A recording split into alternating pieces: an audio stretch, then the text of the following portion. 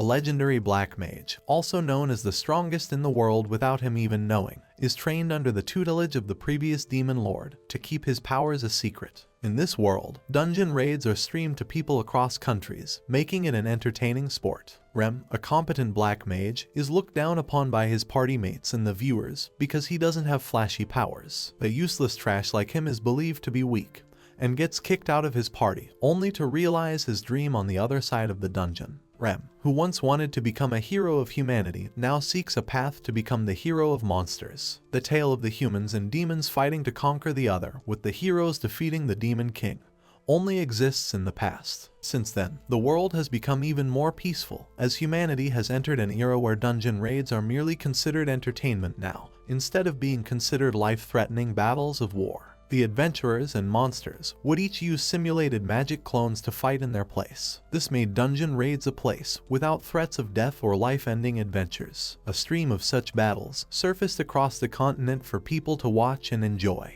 The adventurers, demons, heroes, and even the Demon King were nothing more than job opportunities for the people. In the Demon King's castle's 4th floor, a savage warrior defeated many werewolf monsters. His decisive advance defeated 10 creatures together, earning admiration. Alvar's skill is challenging, but the Holy Knight luck covers him where it gets troublesome, playing as the ultimate support. This is kind of like the servants of the Holy Grail War, Garcher. While the party is individually robust, their coordination is required to defeat the dungeon raids. Even though the Holy Knight luck has a warrior level offense, he is considered badass for making calm and collected decisions amid battle to cover his allies. At least, that is what he thinks they'll be saying. Luck's powers act as a shield for the team. Alvar charges right ahead. One of the heroes boasts an incredible lightning speed attack, an ability that no more than 3 users can use worldwide. She also follows up with ranged archery attacks with bullet speed accuracy. She takes down many werewolves in the span of a few seconds. The man known as Phoenix is seen calmly heading towards the boss floor, which is being guarded.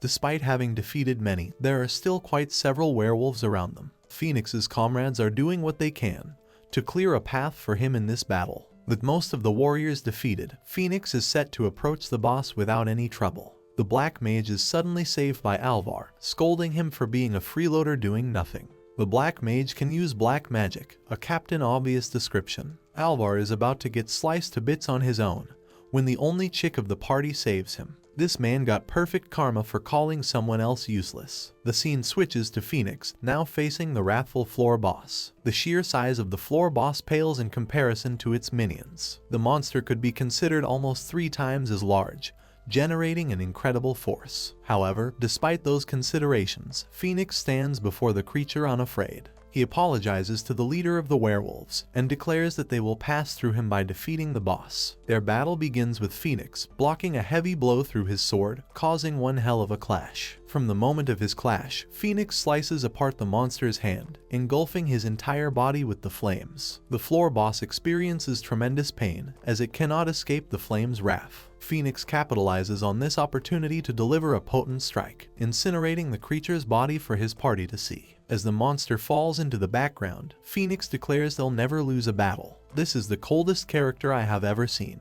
The viewers go wild with excitement and celebration after the epic takedown of the floor boss at the hands of the Flame Hero. With their raid of the 4th floor resulting in a true success, the viewers expect even more victories from Phoenix's party in the future. The powers of the Holy Sword differ based on the spirit, and the one possessing the blade is the Fire Spirit, who is rumored to have produced the phenomenon of heat in their world. In other words, Phoenix has one hell of a weapon. The Holy Sword doesn't just choose any person. In fact, Phoenix is the only person with whom the sword has made a pact, after 130 years of laying dormant. After the raid's completion, the party heads to the safe room. The viewers are sad that their raid has already finished, because they want to see the outcome of the 5th floor. The Black Mage Remme seems to be an object of interest to the commentators. Even though Remme is placed in a spot that requires support, he isn't shown to be contributing much of anything to his party. At this point, they're wondering if replacing Remme would cause any kind of difference. The people think a white mage would help them with a better offensive strategy. Despite those words, Remme hasn't lost hope. He somehow knows the people are talking ill of him behind his back. The concept of black and white mages stems from those possessing black magic, in comparison to the purity of the white magic. While black magic allows for speed reduction and numerous reduction abilities, it also holds darker aspects like poisoning, confusion,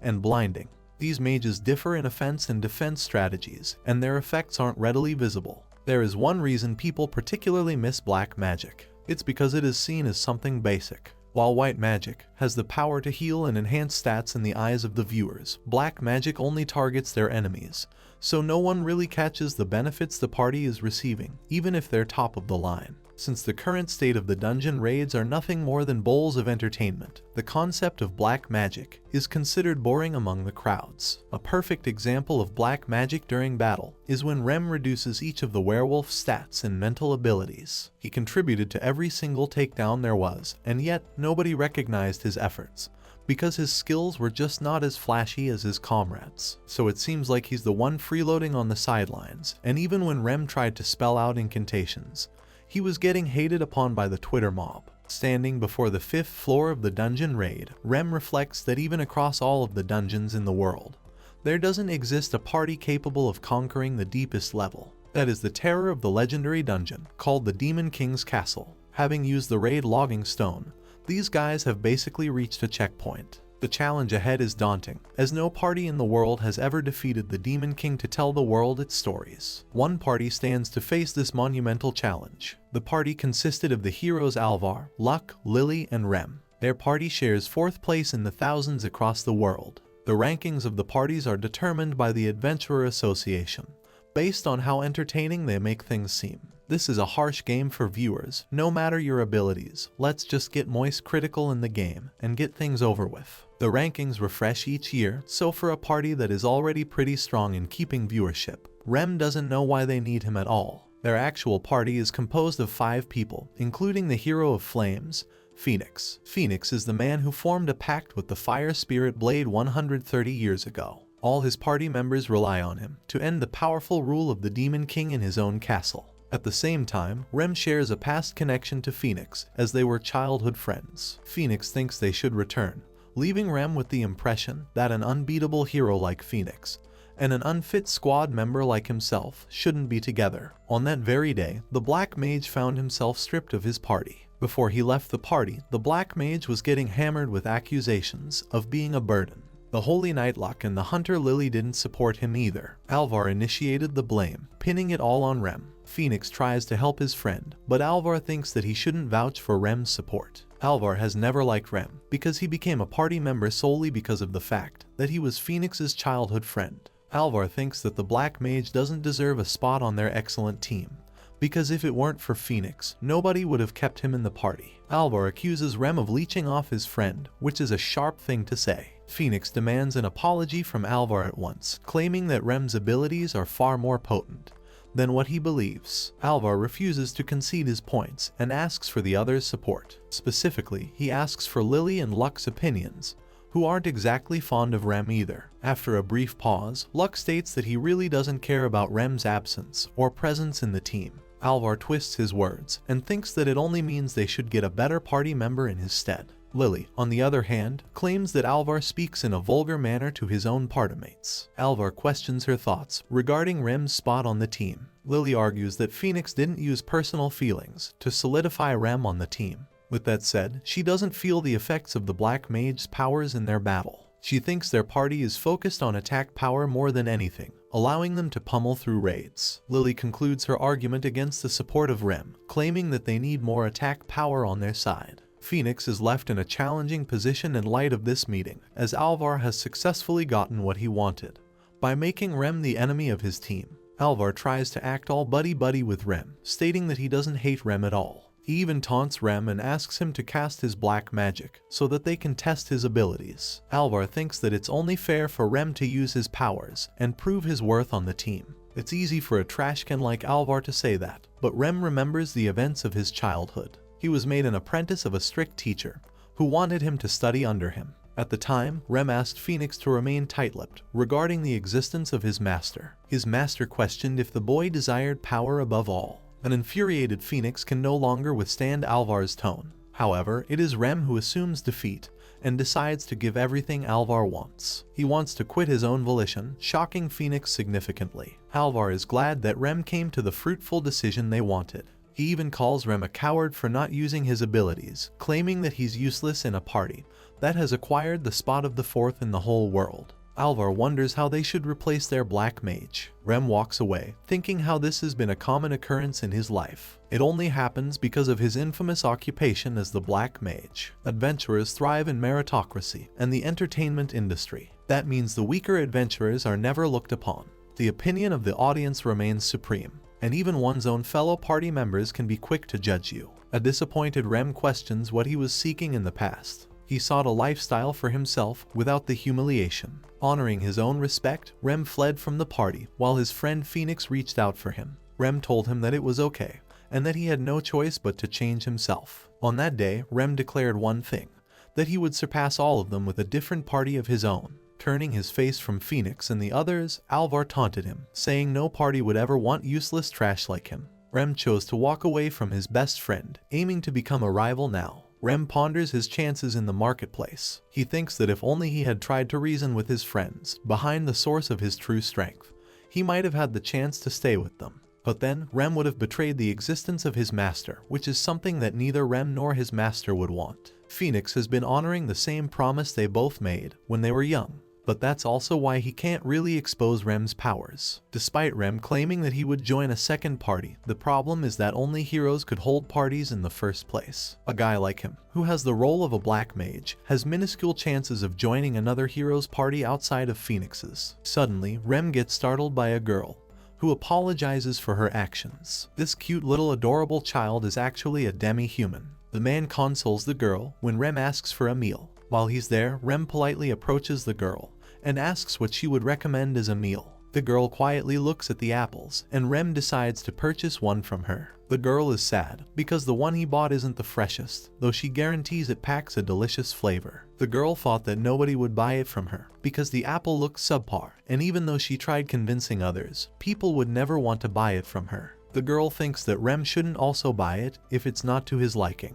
However, instead of returning it, Remme takes a bite out of it instead. It's funny because it looks all heroic, but imagine he gets food poisoning from this and ends up in the hospital. Lol. Remme claims that the apple is delicious. The girl, unable to believe his words, questions if he's telling the truth. Remme confirms that she's quite the amazing shopkeeper, and even requests buying from her in the future by giving her all sorts of recommendations. Hearing his generous words, the girl expresses with her joyful expression and thanks him. Remme apologizes for being a bother. As he leaves, the girl calls for his attention and introduces herself as Cashew. Otaku Army, smash that like button for this cute girl. Remme returns to the introduction. Cashew cutely musters up all her courage and tells him that she'll be anticipating his return. Remme is actually surprised. As he leaves, he thinks about how pathetic he is for needing someone else. Despite being required by the girl, Remme wasn't fortunate enough to be needed by his own party. He thinks positively of the girl's efforts and wants him to follow in her footsteps by doing his best. Remme looks up at the sky, lost in the memories of the past. His master once told him that no one would appreciate Remme's value if he wasn't sitting at the top of the world. Remme fixates on his previous words and thinks that there are people out there who are definitely in need of him. In some distant land, a vampiric baddie is checking out the black mage Remme's profile. Remme questions how many weeks it's been since he got refused by many hero parties. Everyone remembers him as the one who got kicked out from Phoenix's party, and they don't exactly like the idea of teaming up with the black mage either. Remme has suffered a crushing defeat since then. He wanted to surpass Phoenix and his party, but now he can't even find himself at a party. Since he rejected the workplace of his parents, rebelling against them to become an adventurer, Remme can't even go home.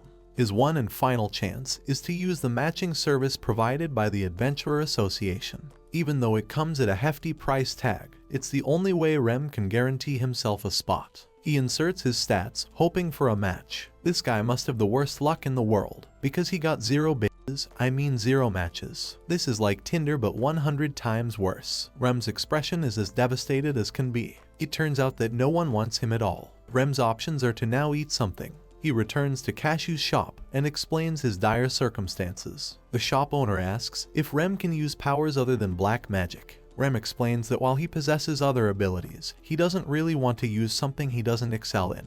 There's also the requirement set by the association to take on jobs that one is skillful in. Cashew pitches in as Remme's #1 fangirl, vouching in support of the Black Mages. At this point, he's only got one supporter believing in him. Remme thinks that he'll become a regular at her shop. The girl is only 8 years of age, and she's already fixated on helping out with her family's expenses. Remme was, in fact, Cashew's first customer, and he wanted to seek her support for his own encouragement, which is why he comes here often. The shopkeeper has also been worried about him lately. Remme once had the desire to become a tailor, but he couldn't really do anything apart from his main job. The word job floats in his head because, in their country, jobs are fixed and depend on natural talent. A natural prophecy tells you about your role. The jobs related to adventurers are different from the daily jobs that only cater to craftsmanship. Despite putting in an enormous amount of effort, they have no choice but to accept the prophecy bestowed upon them. It's God's gift that is blessed upon the humans. If one is granted what they want, it may seem like a blessing.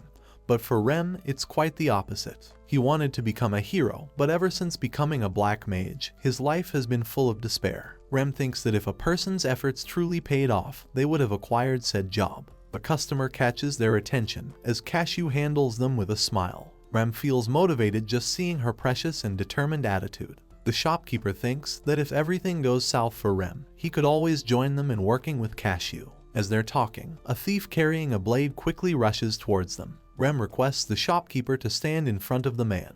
The shop owner is left confused, but Remme assures him that nothing will happen as long as he follows his instructions. The shop owner dashes in to confront the thief. Now imagine if Remme fricks up here and lets him get the London shanking treatment. Remme catches Cashew and tells her to go hide at once. Remme internalizes that magic is permitted in day-to-day living, but going overboard might get you in trouble for using it. But in this case, the approaching thief is almost shocked that the shop owner has a dying wish to confront him. Remme waits for his moment before applying the skill target capture. The rest of the people are shocked as to what will happen. Remme's skill kicks into effect as the thief is close to attacking the shopkeeper. The thief finds himself compromised with a heavy load of weight. He has lost the ability to see or to breathe. This allows the shop owner the opportunity to not only throw hands, but also disarm the thief of his blade. With a two-piece combo successfully delivered, the shop owner stands tall as justice is served at last. Remme acts like a totally average person by celebrating the shop owner's strength to defeat an armed thief. Cashew comes out of hiding and gets startled by Remme as he whispers something in her ear. The shop owner returns the belongings to the woman,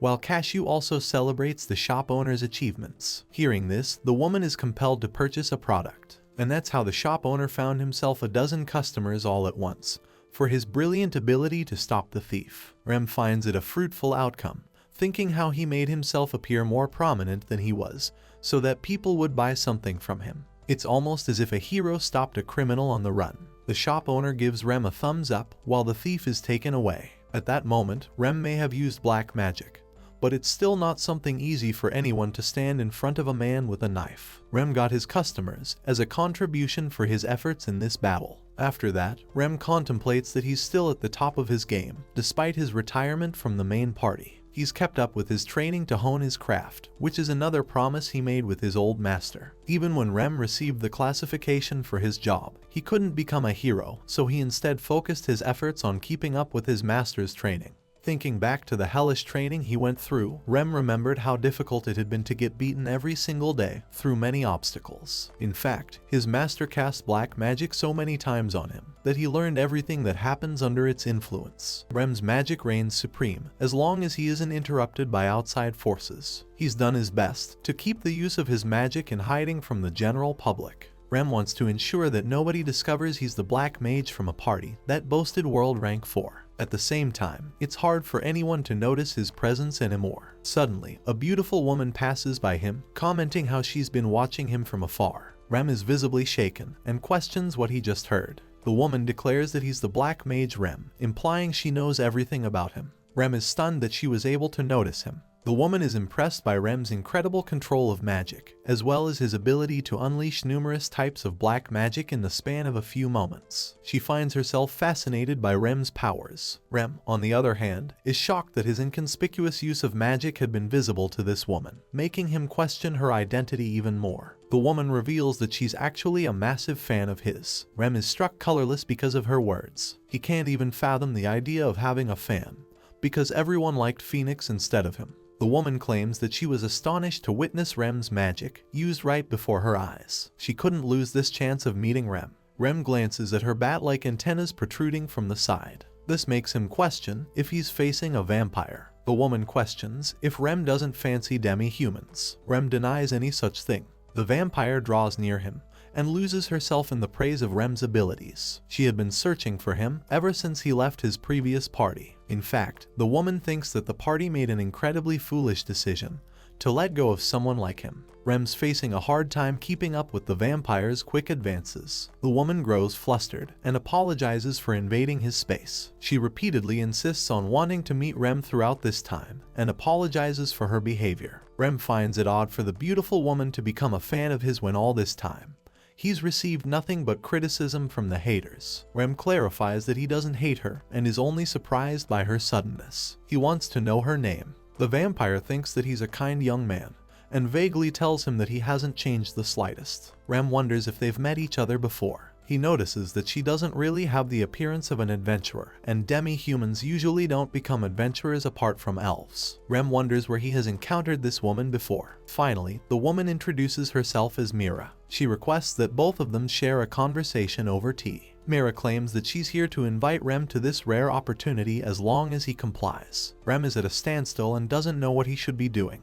Mira makes a cute face that makes it really, and I mean really hard to say no to. Remme's a simp, and he accepts the invitation. Remme questions if there is any human in the world who could resist her cute expression. Not to mention, Mira's sticking out in the crowd like crazy. She's treated like a beautiful goddess, while Remme looks like the average Joe, with a woman out of her league. Mira persists in their conversation, and openly declares that Remme is the ultimate black mage in the entire world. She explains that among all the parties in the world, only 3 black mages exist. Remme is the only black mage who has made it under the top 10 list. The adventurers treat black mages like trash because of their passive styles of fighting. Despite this, Phoenix's party managed to conquer many raids because of Remme's abilities, which were different from their own. She thinks that such a feat could not have been achieved by those possessing typical black magic. Mira tells him that his ability to control magic to an accurate level gives him profound levels of mastery, because Remme knows everything about his abilities. In fact, Mira ascertained that a lot of training must have gone into Remme, honing his black magic to the point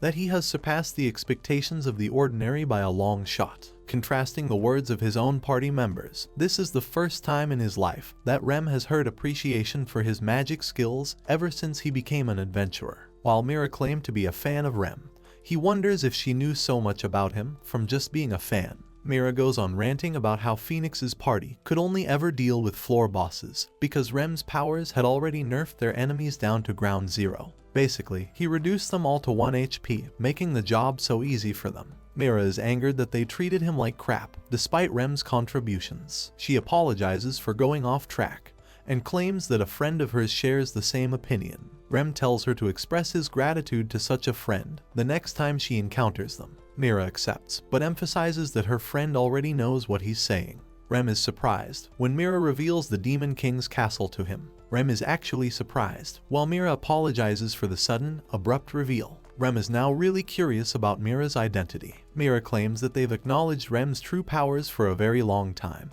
but after seeing them firsthand in person, they were finally able to convince themselves. Mira declares him as a man who deserves respect and a position befitting his powers. She begs the Black Mage to render his support to the Demon King's castle. In other words, reject humanity and embrace the waifu. Remme is brought to the ruler of the demons, the Demon King.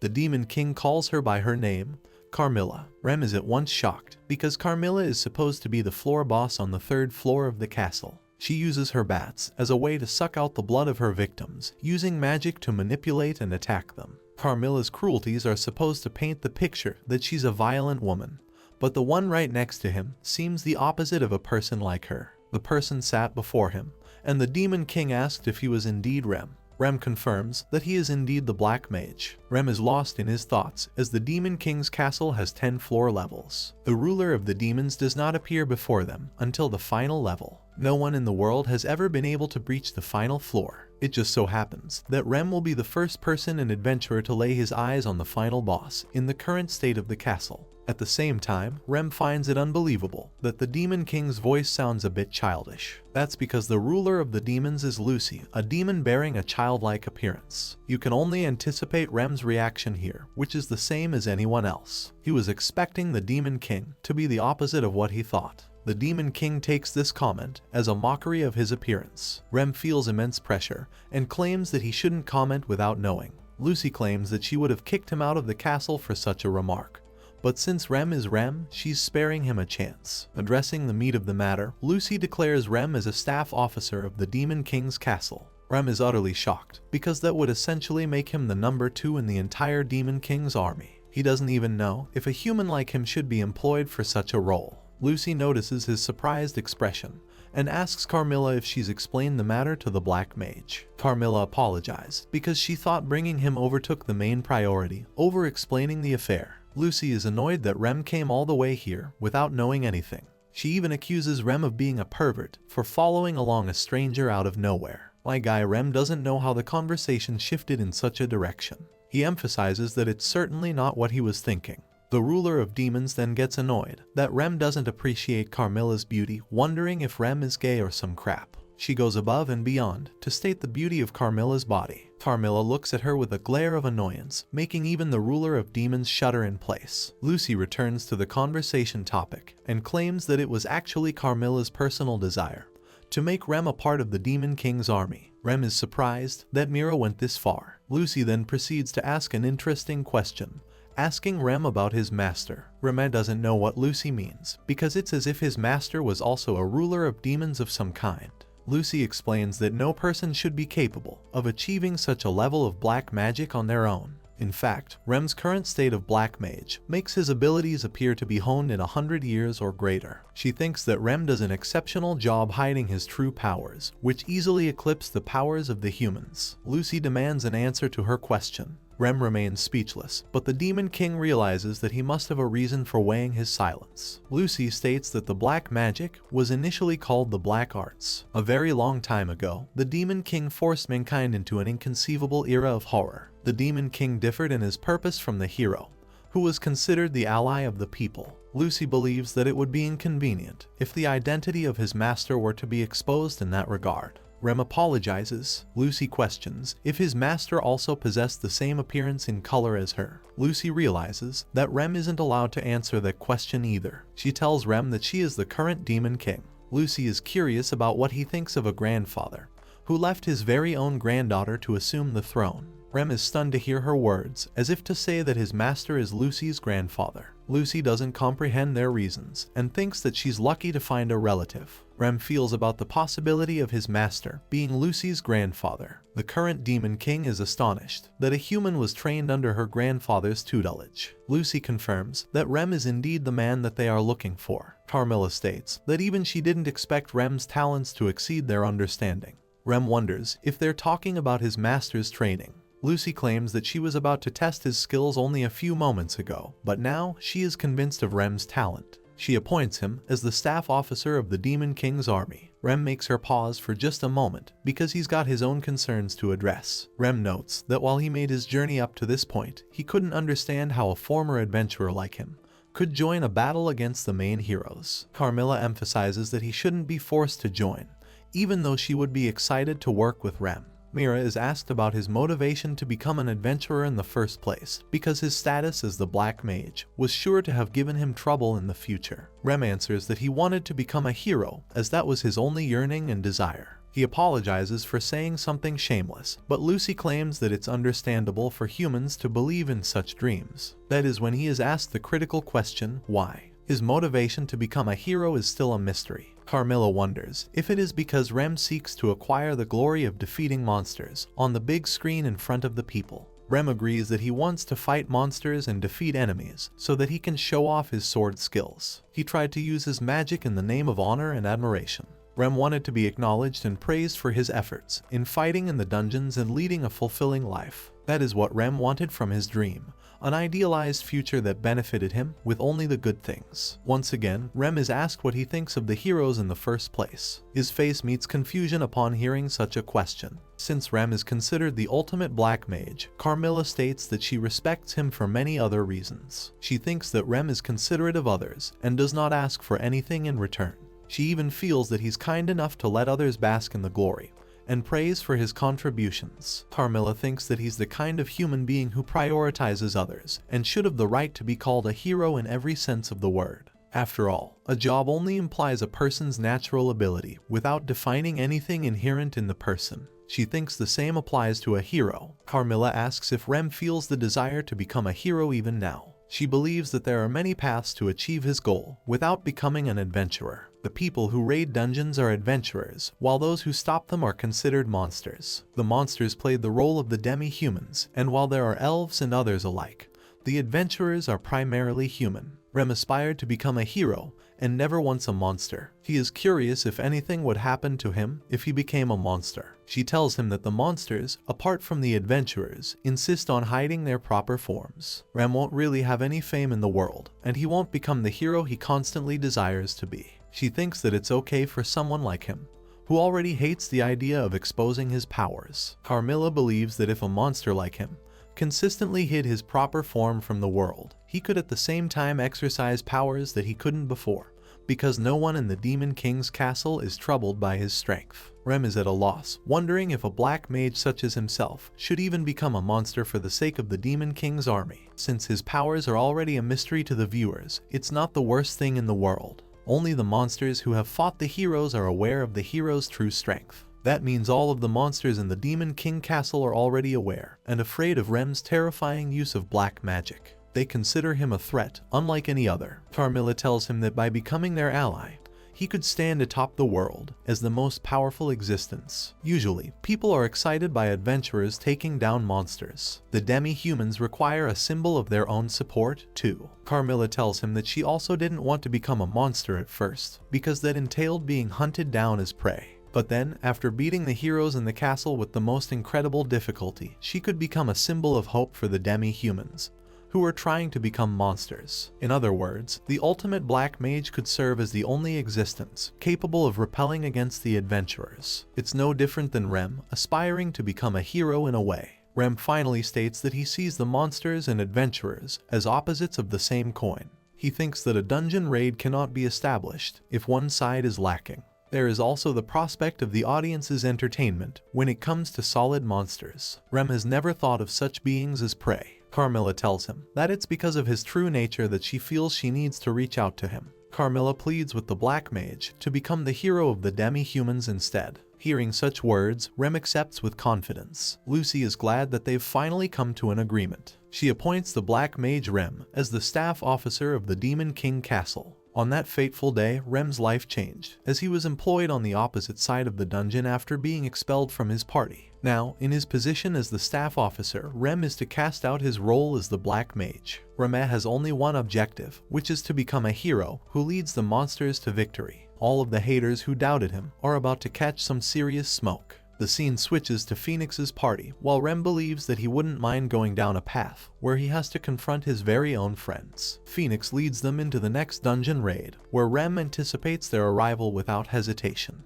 Lucy presents Remme to the table of the 4 heavenly kings of the Demon King's castle. Agars, Furkas, Carmilla, and others directly serve the king. Remme is stunned because Agars and Furkas hid their presence from the beginning. Lucy explains that she didn't want to make him lose his composure. One of the heavenly kings is absent for the time being. Lucy explains that it should be fine for Remme. The ruler of the demons is also a job in a way. The throne is always represented by a demon, and the elites serving under the king are also all demons. While warriors and mages possess talents, only a select few are appointed as the elites. They are pretty similar to the heroes of humanity. Carmilla is appointed as his assistant for the time being.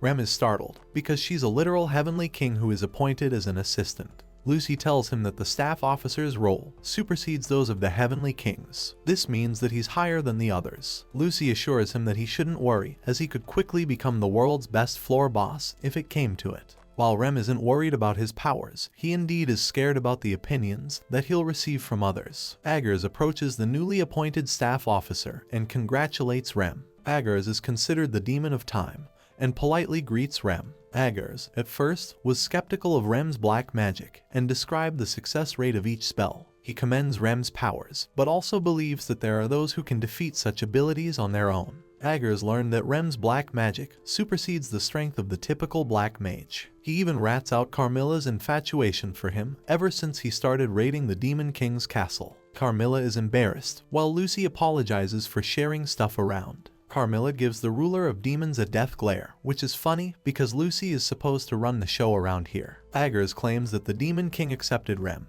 which is why he is willing to support their newest staff officer. Remme reflects that he's just a nobody who randomly showed up in the castle. He's surprised to be getting royal treatment from these guys. Surprisingly, Remme finds them to be polite people, serving a Demon King much younger than him. Remme feels a little off about Aggers' treatment of the Demon King, while Carmilla shuts him down for being a damn lowly con demon. Aggers combats the accusations, stating that he will never touch kids, which makes you wonder if Drake got ice-guyed in this manga. Aggers states that he's just being a true protector of the Demon King. Lucy is the most creeped out by this conversation, making Aggers faint. Both Remme and Carmilla do their best to switch topics. Carmilla tells him that monsters aren't supposed to be perverts, like this creepy dumbass. It's funny because Carmilla also admits that she hung posters of Remme all over her room, and hated the fact that he wasn't being shown on streams that often. In other words, Carmilla is one hell of a stalker and a simp. Remme ceases his silence and tells them that he's still waiting to hear about his duties. The two heavenly kings apologize for their bantering, while Lucy thinks he's fitting right into his role.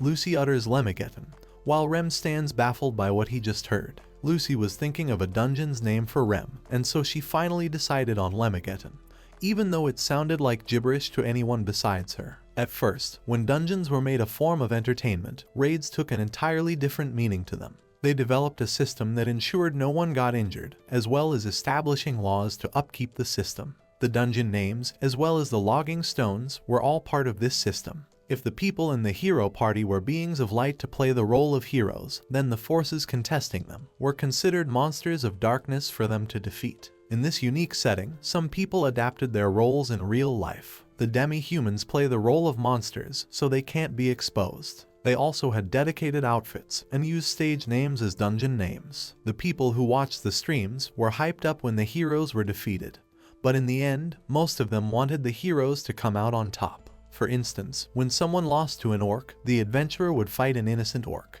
This caused significant trouble for the innocent people outside the game, who put the demi-humans in jeopardy over their own defeat. At the table of the Heavenly Kings, Lucy's main forces remain in silence. The armored knight, with a daunting appearance, seems to be asleep. Carmilla claims that it's actually a child. Remme notes that one of the kings is happily enjoying sleep, while another is absent. He's a little shaken by the behavior of the kings, as he had expected a more serious environment. Carmilla asks if Remme has any more inquiries regarding his job. Remme has pieced together that his dungeon name would be Lemegeddon, while his mana body will ensure that his identity remains a mystery from the world. Lucy realizes that he's a little peeved by the dungeon's name, but she's not going to change it because of her preferences. Carmilla thinks that it would be pointless for him to put on a mask. Aggers calls out Lucy for being a horn dog over Remme. Remme doesn't mind for them to create his avatar. He wonders if changing his physical appearance will play much of a role. The thing is, altering his appearance too much is considered illegal. Typically, the demi-humans make slight adjustments to their bodies. Remme once remembers Lily arguing with Alvar for hiding her ears. The elves bear a different appearance from humans. The elven adventurers have only seen a steady increase in parties. Yet, the viewers spectating their battles are humans who only want other humanists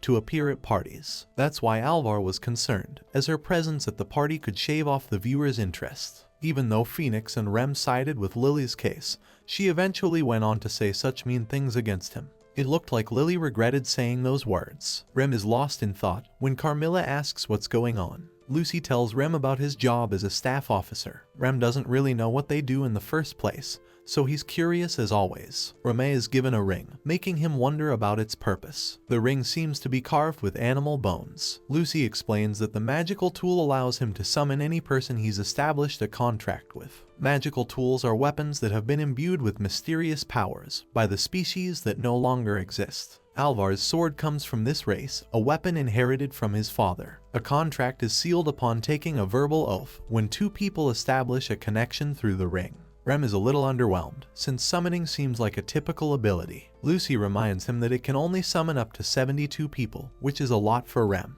Remme's job will be to summon monsters to knock away the persistent adventurers, allowing him the opportunity to make use of his own black magic. Remme confirms in his head that there are many black mages lurking beneath the monsters. He's never heard of the adventurers switching jobs among them. Remme is starting to believe that his contributions might allow him to become the hope for the demi-humans. Lucy tells him that she'll restrict the ring's powers to her personal subordinates. She emphasizes that no matter the general's powers, the monsters require a proper relationship with their master to exhibit their full powers. Remme's first job as the staff officer is to get himself acquainted with the monsters. Remme concerningly asks if Lucy intends to go to war at this point. The magical tools are not just granted to anyone, and it's only because he's Lucy's grandfather's disciple that he's being given such special treatment. Lucy rests her trust in Remme's abilities, who intends to treasure the gifts that he has received. Lucy thinks that it should be enough for the day, and calls off the meeting.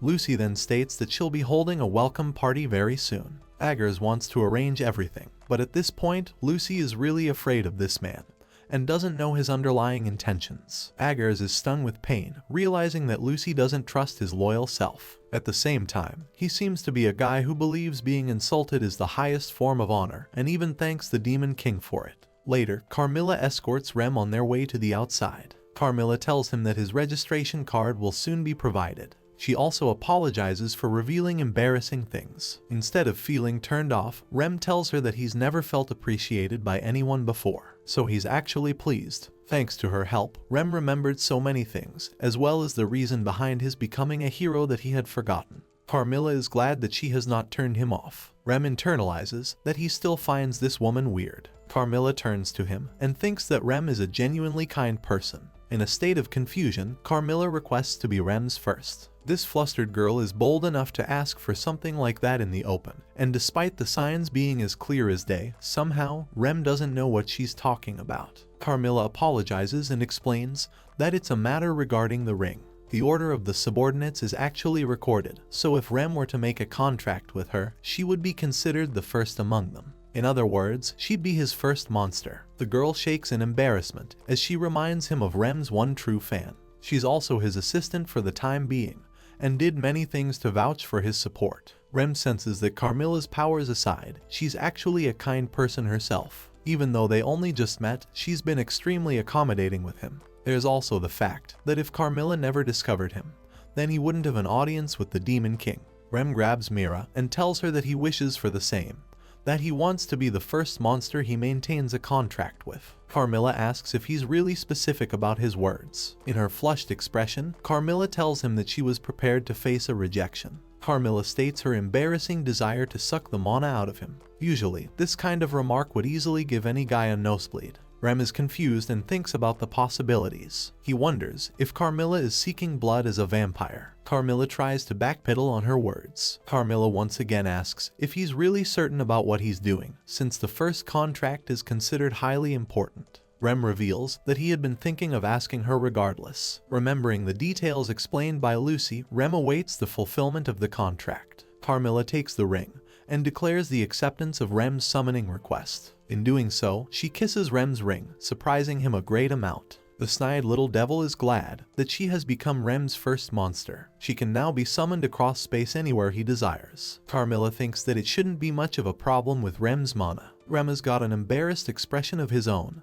and folds like a damn chair. She hopes to be taken care of by him as a member of the Demon Castle, an assistant, and his first monster. Remme confirms that he'll live up to her expectations. The vampire allows him to call her by her name, Mira, but she is required to call her Carmilla during work. Before leaving, she leaves a little teasing remark that is enough to make the Black Mage's Black Knight rise from its slumber. Mira leaves. Specifically, she leaves this man in an uncomfortable situation. Remme tries to act normal and thinks about his job as the staff officer. His first objective is to get to know everyone at the Demon Castle and to make contracts with the monsters. Knowing that there are many demi-humans around, Remme has decided to take this job very seriously. He wants to gather the support of others like Mira to help him succeed. That's how Remme began his first few days as the staff officer of the Demon Castle. The following day, Remme is interested in visiting Cashew. It's his first day being assigned the role of the staff officer. Lucy wants him to get intimate with the others, but Remme wonders if he can get acquainted with people easily. He pierces through his doubts, remembering the choice that he has made to become a hero for the sake of the monsters. His wish couldn't have been granted in his party,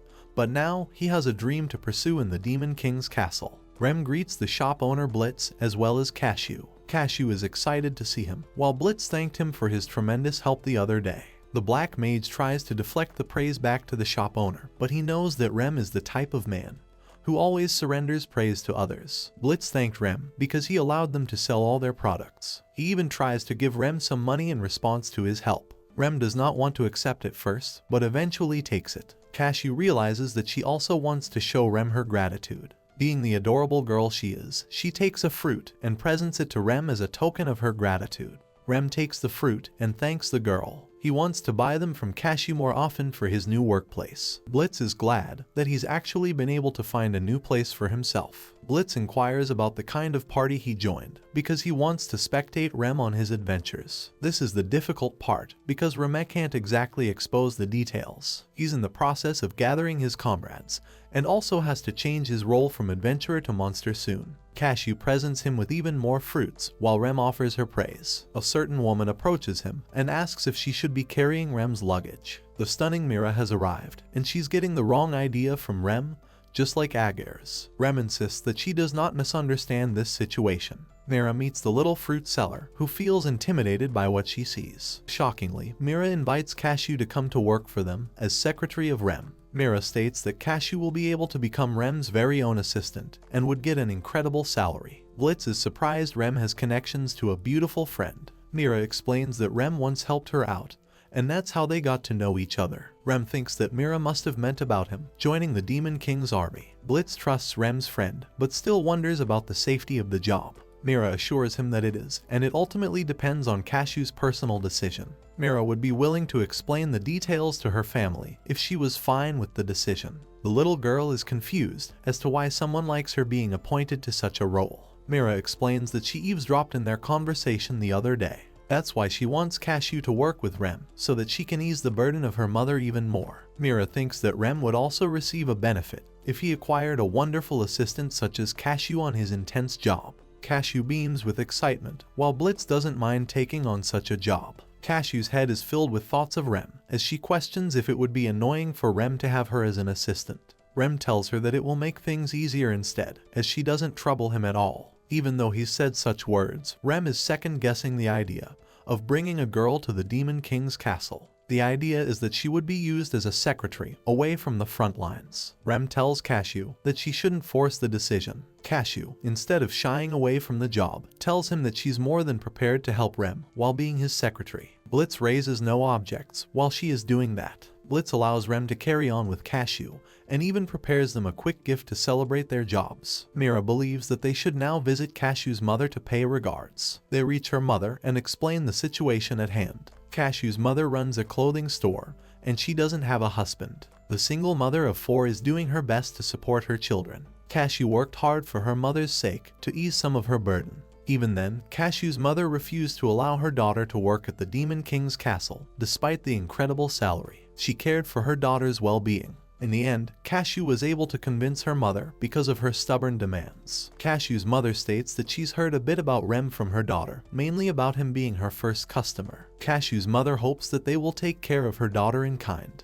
With that settled, Remme asks Cashew a final time about her thoughts, because he's literally working at the Demon King's castle. Cashew thinks it's fine, because Remme has achieved many great things as a staff officer. Remme politely thanks her, while Cashew happily traverses the path. Mira notices Remme's worried expression. Remme asks when she started eavesdropping on their conversation, to which Mira claims she heard everything. Remme is curious to know if she invited Cashew because she was Remme's friend. Mira claims that she is unable to serve as his helper, which is why he needs another person to rely on. Remme thinks it's a little overboard, since Cashew is supposed to be a child. Mira grabs him with urgency and states that he needs a sympathizer to go on.